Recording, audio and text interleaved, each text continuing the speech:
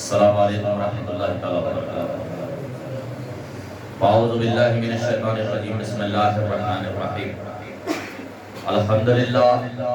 الحمدللہ رب العالمین، الصلاۃ والسلام علی رسول محمد صلی اللہ علیہ وسلم۔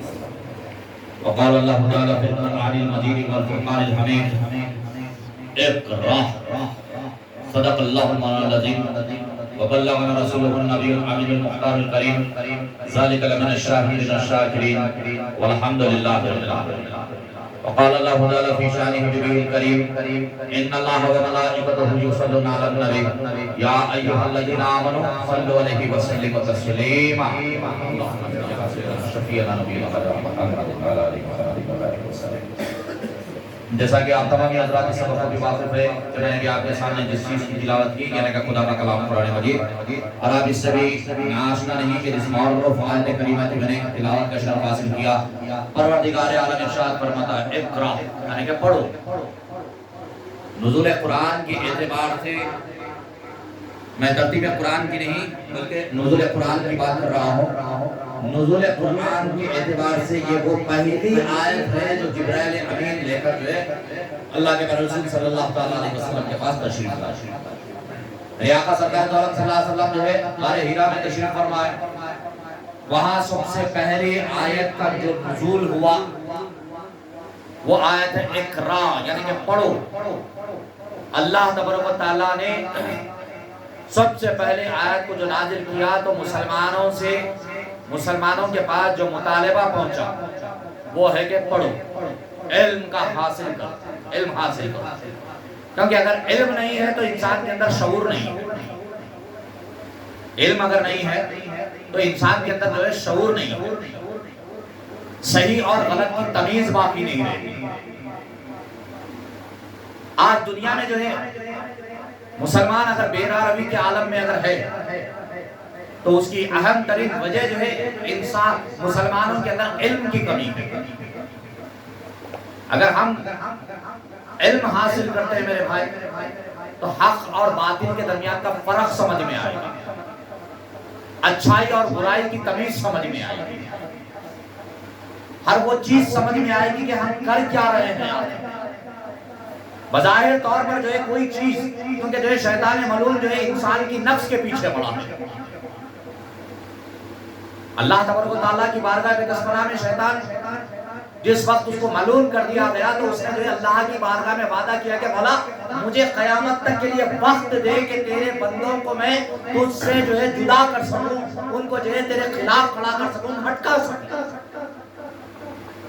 تو اللہ تبارک و تعالیٰ نے قیامت تک کے لیے اس کو وقت دے دیا، اور اس کے بعد اللہ نے یہ وعدہ بھی کیا کہ مجھے قسم ہے اپنے عزت اور اپنے جاہ و جلال کی کہ بندہ مومن اگر اس سے گناہ ہو جاتا ہے اور وہ مجھ سے جب تک مغفرت طلب کرے گا میں اس وقت تک اس کی مغفرت کرتا رہوں گا۔ جب تک بندہ توبہ کرتا رہے گا اس وقت تک میں اس کی توبہ کو قبول کرتا رہوں گا۔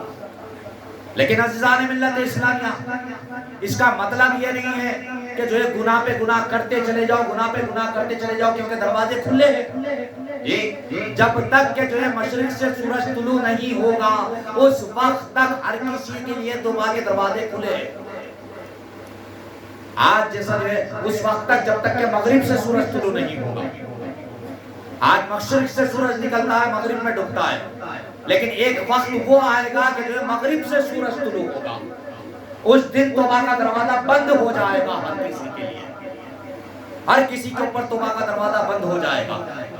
لیکن اس وقت تک اللہ نے ہر کسی کو موقع دے رکھا ہے کہ بندہ جب تک مجھ سے معافی طلب کرے گا میں اسے معاف کرتا رہوں گا۔ اس کا مطلب مگر یہ نہیں ہے کہ جو ہے گناہ ملتا جائے گناہ کرتے چلے جاؤ، موقع مل رہا ہے گناہ کرتے چلے جاؤ۔ عزیزان ملت اسلامیہ، اللہ نے انسان کو جو دیا ہے وہ سب سے پہلی چیز علم دیا ہے، شعور دیا ہے۔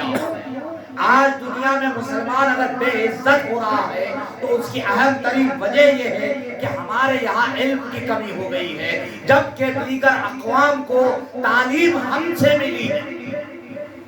تعلیمی شعور دنیا میں بیدار کیا تو قوم مسلم نے بیدار کیا۔ اللہ کے میرے رسول صلی اللہ تعالیٰ علیہ وسلم کا ارشاد مقدس ہے کہ تم کو علم حاصل کرنے کے لیے اگر چین تک کیوں نہ جانا پڑے چلے جاؤ. تو وہ کون سا علم تھا میرے بھائی کہ میرے آقا سرکار دو عالم صلی اللہ علیہ وسلم نے علم حاصل کرنے کے لیے چین تک جانے کی بات کی, چائنا تک جانے کی بات کی میرے آقا نے. میرے آقا سرکار دو عالم صلی اللہ علیہ وسلم بذات خود موجود ہے. کیا قرآن کا علم دے رہے تھے, کیا شریعت کا علم پڑھا رہے تھے, یا کوئی احادیث کریمہ کی جو ہے تشریحات یا توضیحات ہو رہی تھی کہ چین تک جا کے حاصل کرنے کی بات کی گئی. میرے آقا نے فرمایا کہ چین تک اگر جانا پڑے تو کیوں نہ چلے جاؤ. عزیزان ملت اسلامیہ, اس سے مراد دنیاوی علوم تھے, دنیاوی علوم تھے. اگر مسلمان آج سرخرو ہونا چاہتا ہے, اگر آج مسلمان کامیاب ہونا چاہتا ہے, تو یقین جانو اپنی اولادوں کے اندر علم کی شمع بیدار کرو, اپنی اولادوں کے اندر علم کی شمع بیدار کرو. اسی لیے اللہ کے پیارے رسول صلی اللہ تعالیٰ علیہ وسلم نے ارشاد فرمایا کہ اگر کوئی گھر کی خاتون پڑھی لکھی ہے تو یہ سمجھ لو وہ گھر جو ہے ترقی کرنے سے کوئی روک نہیں سکتا, کوئی نہیں روکے گا اس گھر کو, کیونکہ ماں کا پہلا گود اولاد کا مدرسہ ہوتا ہے. ماں کا گود جو ہے اولاد کا پہلا مدرسہ ہوتا ہے, اور ماں ہی ہوتی ہے جو اولاد کی پہلی ٹیچر ہوتی ہے. اگر ٹیچر اگر اچھی ہے, اگر ٹیچر کی تعلیمات اگر صحیح ہے, تو یقین جانو وہ پھر وہ بچہ پروان چڑھے گا. اور قوم مسلم اس بات کو یاد رکھو کہ تم کو اگر ترقی چاہیے تو تم دو چیزوں کی طرف توجہ دو, ایک علم کی طرف توجہ, دوسرا کاروبار کی طرف توجہ. سرکار دو عالم صلی اللہ علیہ وسلم نے آپ کو علم حاصل کرنے کی طرف توجہ دلائی, اور دوسری یہ کہ جو میرے آقا سرکار دو عالم صلی اللہ علیہ وسلم خود کاروبار کیا کرتے. خود میرے آقا سرکار دو عالم صلی اللہ علیہ وسلم تاجر تھے, ایک بہترین تاجر تھے. عثمان غنی رضی اللہ تعالیٰ عنہ بہترین تاجر, یہ حضرت سیدنا غوث اعظم دستگیر رضی اللہ تعالیٰ عنہ بڑے زبردست تاجر. عزیزان ملت اسلامیہ, روئے زمین پہ جو بڑی بڑی ہستیاں گزری ہیں وہ تمام کی تمام جو تجارت پہ شاہ گزری ہے. اگر قوم مسلم کو اگر ترقی چاہیے تو ان دونوں باتوں کی طرف توجہ رکھو کہ ایک علم حاصل کرو, دوسرا تجارت کے اوپر اپنا کنٹرول رکھو. کیونکہ اگر تم تاجر بن گئے تو یقین جانو دنیا تمہارے سامنے جھکنے پہ مجبور ہو جائے گی, دنیا تمہارے سامنے جھکنے پہ مجبور ہو جائے گی. اور اس بات کو بھی یاد رکھو کہ ہر دو چیزوں میں عدل و انصاف قائم رکھو, اور ہر دو چیزوں میں جو ہے سچائی کو جو ہے باقی رکھو. لیکن عزیزان ملت اسلامیہ, آج مسلمان ہے اس کے پاس قرآن موجود ہے, آج مسلمان ہے اس کے پاس شریعت موجود ہے, یہ اس کے باوجود جو ہے مسلمان پستی کے عالم میں جا رہا ہے. تو وجہ کیا ہے میرے بھائی؟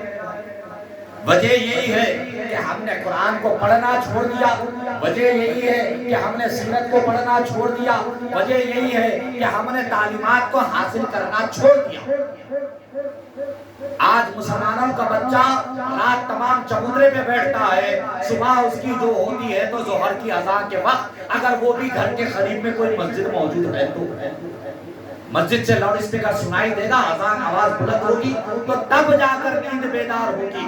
مگر اس کا مطلب یہ نہیں ہے کہ اٹھ کے مسجد کو جایا جائے یا نماز پڑھی جائے.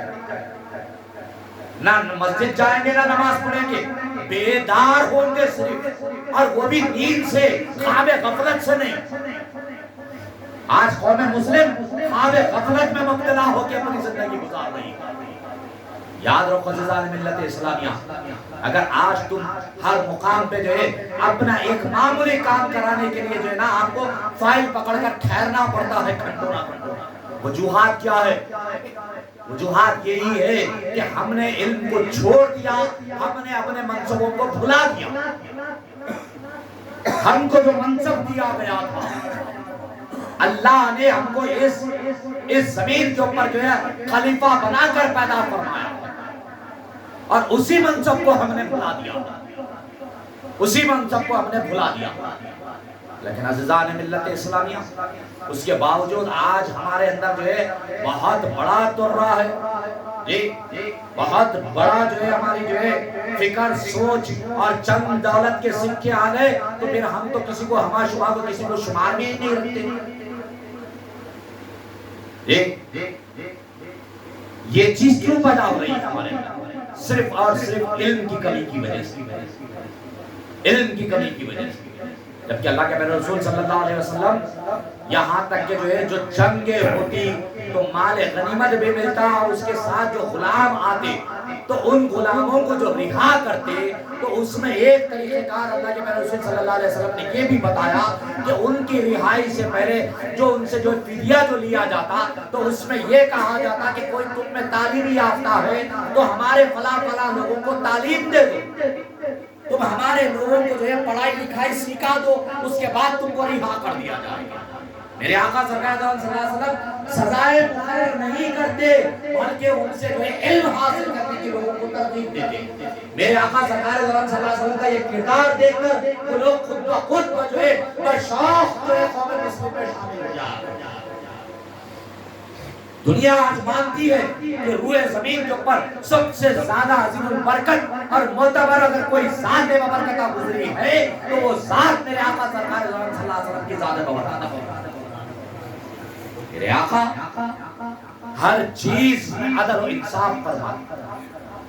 آج آپ کا عبادتوں کا بھی اگر تعلق ہے تو وہ علم ہی سے نہیں، اگر علمی شعور آپ کے اندر نہیں ہے تو آپ کو پتا چلے گا کیسے کہ جو ہے پھر آپ کس کی عبادت کر رہے ہیں۔ ایک اللہ وحدہ لا شریک ہے، اللہ کے پیارے رسول صلی اللہ علیہ وسلم نے ہم کو بتا دیا کہ اللہ واحد ہے، ہم نے مان لیا، ہم نے اللہ کے اوپر ایمان لا لیا اور وعدہ کر دیا کہ ہم تیری عبادت کرتے ہیں اور تجھی سے مدد چاہتے ہیں۔ ہر روز کہتے ہو نا کہ ہم تیری عبادت کرتے ہیں، ایاک نعبد و ایاک نستعین کہتے ہو، ہر روز کہتے ہو کہ ہم تیری عبادت کرتے ہیں اور تجھی سے مدد چاہتے ہیں، لیکن شعور ہے کیا عبادت کر رہے ہو؟ نماز پڑھ رہے ہو تو نماز کے اندر ہما قسم کے خیالات موجود ہیں، یہ وجہ کیا ہے؟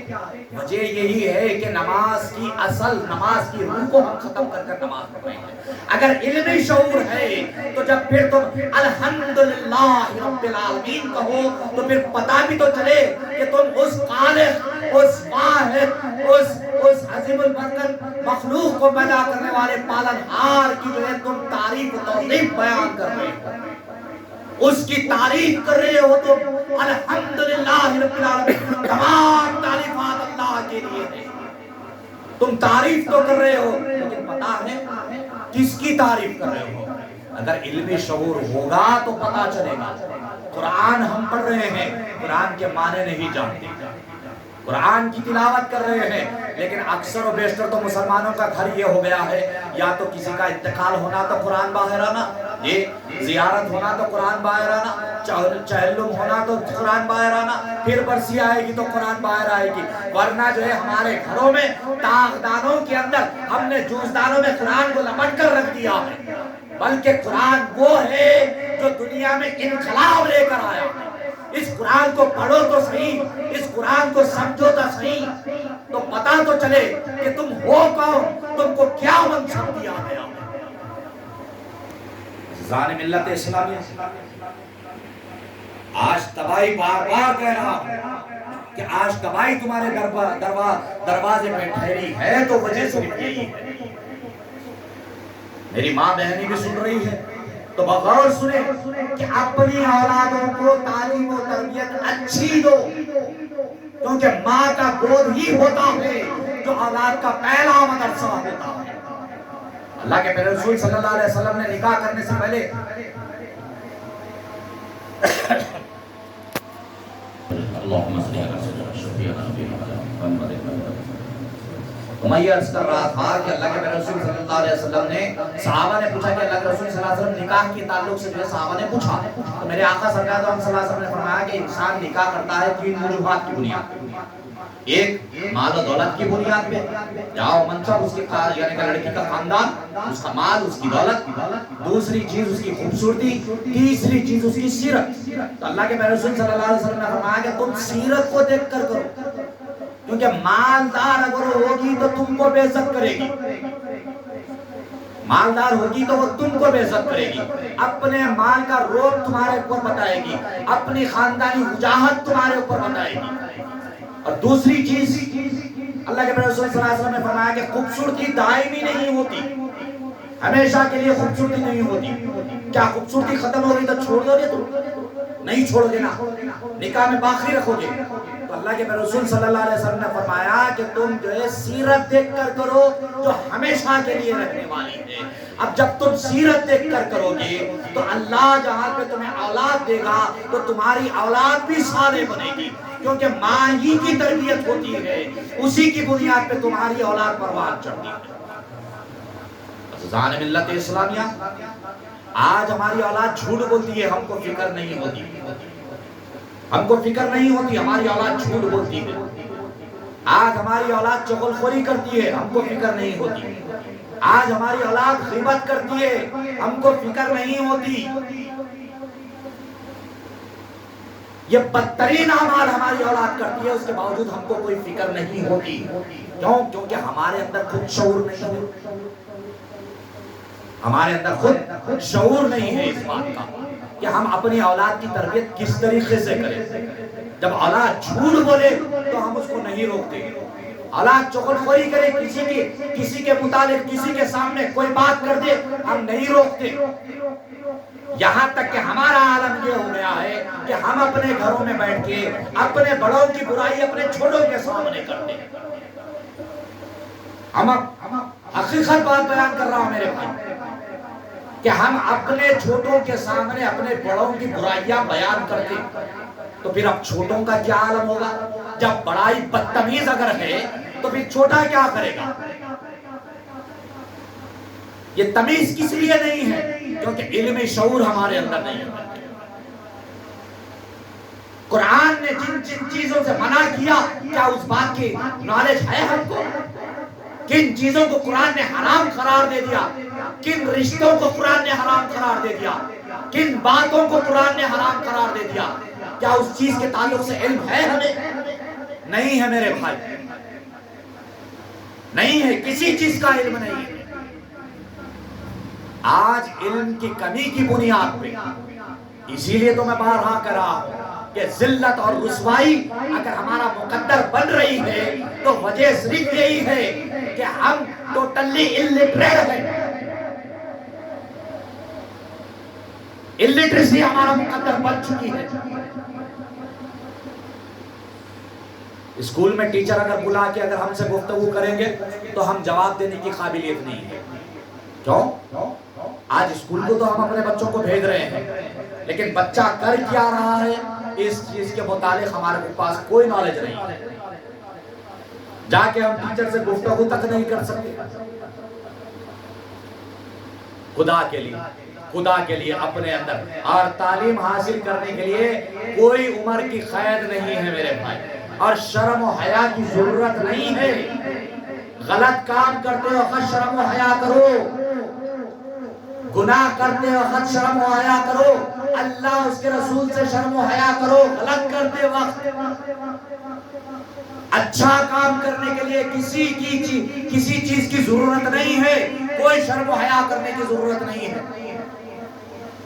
اپنے مسجد کے امام سے قرآن پڑھنا سیکھو، اپنے مسجد کے مؤذن سے قرآن پڑھنا سیکھو، اپنے دوست احباب میں کوئی قرآن صحیح پڑھنا جانتا ہے تو اس سے سیکھو، حاصل کرو، خدا کے لیے حاصل کرو، شرماؤ مت، کیونکہ وقت رہے تک کوئی چیز حاصل کر لو، اور سیکھنے کے لیے کوئی عمر کی قید نہیں ہے۔ جب سے تمہارے اندر شعور آئے، ڈولے میں گئے تک سیکھنا ہے، کیونکہ مرنا بھی ایک سیکھنا ہی ہے۔ فرق صرف اتنا ہے، جب تک باقی رہے سب کو سکھا سکتے، وہ آخری عمل ایسا ہے جو کسی کو سکھا نہیں سکتے، لیکن خود تو سیکھیں گے۔ مرا کیسا جاتا ہے وہ بھی تو تبھی پتا چلے گا جب مریں گے۔ تو وقت رہے تک حاصل کرو میرے بھائی، وقت رہے تک علم کا حاصل کرنا ہمارے اوپر بعض اوقات فرض قرار دے دیا گیا۔ فرض ہے ہر مسلمان مومن اور مومنات کے اوپر، مومنین اور مومنات کے اوپر فرض ہے علم کا حاصل کرنا۔ اگر آپ نالج نہیں ہے تو بات کیا کرو گے؟ سمجھ نہیں ہے تو عمل کیا کرو گے؟ شعور نہیں ہے تو پھر شعور کی بیداری کی بات کیا کریں؟ اس لیے عزیزان ملت اسلامیہ، اللہ اس کے رسول کی رضا کے لیے قرآن پڑھنا شروع کر دو، اللہ اس کے رسول کی رضا کے لیے اپنی اولادوں کی اچھی تربیت کرو، اچھے اساتذہ کے ذریعے سے کرو، خانقاہی نظام کو پروان چڑھاؤ، خانقاہ میں حاضر ہو، علم حاصل کرو، کیونکہ پہلی جو دنیا کی خانقاہ تھی وہ اصحاب صفہ کا چبوترا ہوا کرتا تھا۔ اصحاب صفہ ہمیشہ وہی رہا کرتے تھے۔ تو خانقاہوں سے حاصل کرو، مدرسوں سے حاصل کرو، تاکہ آپ کو جو ہے ترقی مل سکے، دین اور دنیا دونوں آپ کی کامیابی ہو سکے، شعور بیدار ہو۔ وما علینا الا البلاغ المبین، وآخر دعواہم الحمدللہ رب العالمین۔ انشاءاللہ تعالی آئندہ اتوار جو ہے بارگاہ سیدنا شیخ جہادی رحمۃ اللہ تعالیٰ علیہ اور حضرت قاسم پیر رحمۃ اللہ تعالیٰ علیہ کی بارگاہ میں بعد نماز جو ہے عصر جو ہے ہوگی، اور سیدنا امیر ابو العلا رحمۃ اللہ تعالیٰ علیہ سلسلہ ابو العلیہ کے بانی کا عرس مقدس آئندہ مہینے جو ہے، یعنی کہ انگریزی کی تاریخ میں آپ کے سامنے عرض کروں کہ جو ہے 6، 7، 8 جو ہے تاریخ جو ہے آپ کی عرس شریف کی ہے، تو آپ تمامی حضرات جو ہے، چونکہ عرس آگرہ شریف میں ہوتا ہے تو لامحالہ جو ہے یہاں قاسم پیر کی بارگاہ سے صندل شریف جو ہے روانہ ہوتا ہے، تو آپ حضرات جو ہے آئندہ اتوار یہاں تو دوپہر میں تو حلقے میں تو ضرور تشریف لاتے ہی ہیں۔ صرف یہ اعلان مرد حضرات کے لیے، خواتین کے لیے نہیں ہے۔